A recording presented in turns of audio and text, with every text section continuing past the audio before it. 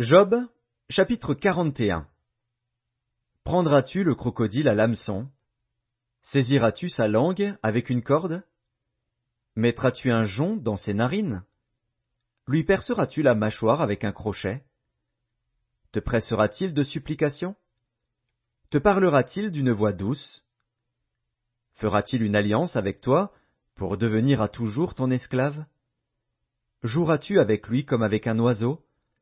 L'attacheras-tu pour amuser tes jeunes filles? Les pêcheurs en trafiquent-ils? Le partagent-ils entre les marchands? Couvriras-tu sa peau de dard et sa tête de harpon? Dresse ta main contre lui, et tu ne t'aviseras plus de l'attaquer. Voici, on est trompé dans son attente.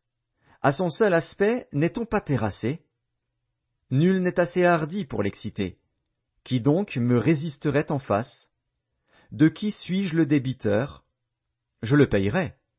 Sous le ciel tout m'appartient. Je veux encore parler de ses membres, et de sa force, et de la beauté de sa structure. Qui soulèvera son vêtement? Qui pénétrera entre ses mâchoires? Qui ouvrira les portes de sa gueule? Autour de ses dents habite la terreur. Ses magnifiques et puissants boucliers sont unis ensemble comme par un sceau. Ils se serrent l'un contre l'autre, et l'air ne passerait pas entre eux. Ce sont des frères qui s'embrassent, se saisissent, demeurent inséparables.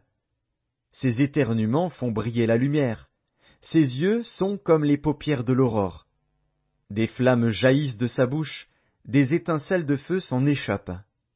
Une fumée sort de ses narines, comme d'un vase qui bout, d'une chaudière ardente. Son souffle allume les charbons, sa gueule lance la flamme. La force a son cou pour demeure, et l'effroi bondit au-devant de lui. Ses parties charnues tiennent ensemble, fondues sur lui, inébranlables. Son cœur est dur comme la pierre, dur comme la meule inférieure.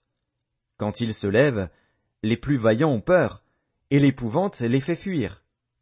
C'est en vain qu'on l'attaque avec l'épée. La lance, le javelot, la cuirasse ne servent à rien. Il regarde le fer comme de la paille, l'airain comme du bois pourri. La flèche ne le met pas en fuite.